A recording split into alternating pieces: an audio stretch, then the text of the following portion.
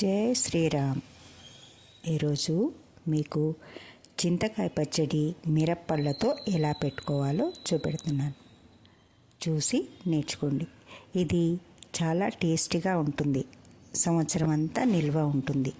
ఎప్పుడు కావాలంటే అప్పుడు తాజాగా చేసుకోవచ్చు.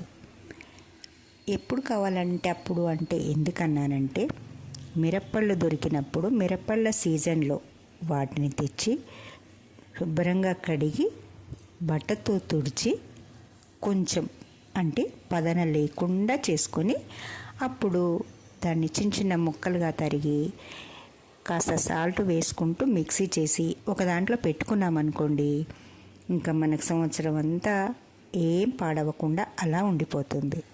మనకి ఎప్పుడు కావాలంటే అప్పుడు మంచి రెడ్గా కనిపించేలా ఇలా బాగుంటుంది. అందుకని ఒక బాక్స్లో పెట్టాను. దాన్ని ఇప్పుడు మీకు చూపించడం కోసం కొంచెం తీశాను. చూస్తున్నారు కదా, అలా కొంచెం తీసి దాన్ని చింతకాయ కూడా వక్కలు ముక్కలుగా దంచి ఒక బాక్స్లో పెట్టాను. మనకి ఎప్పుడు కావాలంటే అప్పుడు తాజాగా చేసుకుంటే ఆ టేస్ట్ వేరుగా ఉంటుంది. అంతా ఒక్కసారిగా కలిపి పెట్టాను నేను. ఇలా పెడితే బాగుంటుందని ఇలా పెడుతున్నాను.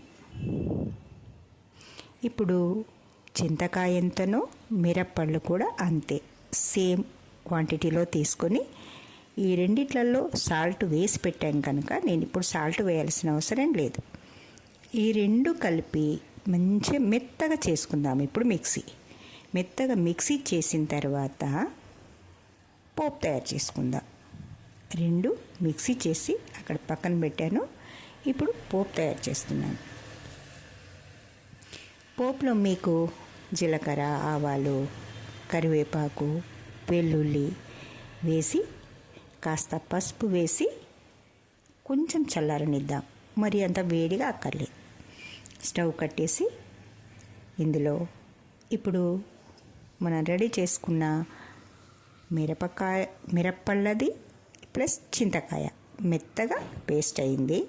ఆ పేస్ట్లోకి ఇది కొంచెం కారంగా ఉంటుంది అనుకున్నప్పుడు కాస్త బెల్లం, అంటే మనం ఇప్పుడు ఎంత క్వాంటిటీలో చింతకాయ గుజ్జు వేసామో అంతే క్వాంటిటీలో చింతపండు కూడా వేస్తే ఇది చాలా టేస్టీగా ఉంటుంది. పులుపు కారం కలిసినప్పుడు మధ్యలో తీపి కలిస్తే బడే రుచిగా ఉంటుంది. మీరు ఇలా తిని చూడండి ఎంత బాగుంటుందో. అందుకే ఇలా చూపెడుతున్నాను. నాకు బాగా నచ్చుతుంది. మీరు కూడా ఇలా చేసుకొని తినండి. ఇది ఎక్కువ రోజులు ఉండదు కదా అంటారేమో. నేను ఎక్కువ రోజుల కోసం చెప్పట్లేదు, ఉంటుంది. కానీ ఎక్కువ రోజులు ఉన్నప్పుడు ఒకలాంటి మెతక అయిపోతుంది పోపు పెడితే, నూనె కదా. అందుకే ఇప్పుడు మనకెంత మంది ఉన్నాము, ఎంత తీసుకుందాము అని ఒక కప్పు చూపెట్టాను కదా. ఆ కప్పు మందిని తీసుకుంటే 2 రోజులు వస్తుంది, 3 రోజులు వస్తుంది. అంటే మన దగ్గర ఉన్న మందిని బట్టి అది అయిపోయేంత చూసుకొని మనం వేసుకుంటే సరిపోతుంది. ఇదంతా అందులో మంచిగా కలిసిన తర్వాత తీసుకొని చిన్నగా మనం టేబుల్ మీద పెట్టుకునే జార్ ఎంత ఉంటుంది దాంట్లో సర్దుకుంటే టేబుల్ మీద మనం దేంట్లోనైనా తినచ్చు. చపాతీకి, పూరీకి, ఉప్మాకి, అంచుకి, అన్నంలోకి ఏ దాంట్లోకైనా తినచ్చు.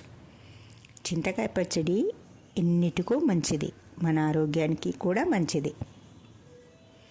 బెల్లం వద్దు అనుకున్న వాళ్ళు వద్దు, వేసుకోవద్దు, లేకపోయినా తినచ్చు.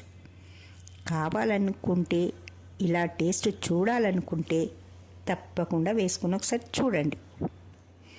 తీపిలో పులుపులో తీపి కదా, కారంగా, తీయగా, పుల్లగా పడే టేస్టీగా ఉంటుంది. చూడండి ఇలా చేసుకొని చూసి మీకు ఎలా ఉందో నాకు కామెంట్ చేయండి. బాగా కుదిరింది కదా కలుపుతుంటే. ఇలా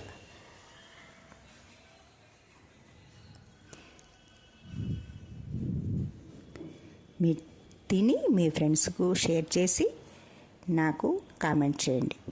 నా ఛానల్ చూస్తున్నందుకు థ్యాంక్ యూ. నాకు సపోర్ట్ చేస్తున్నందుకు కూడా థ్యాంక్ యూ.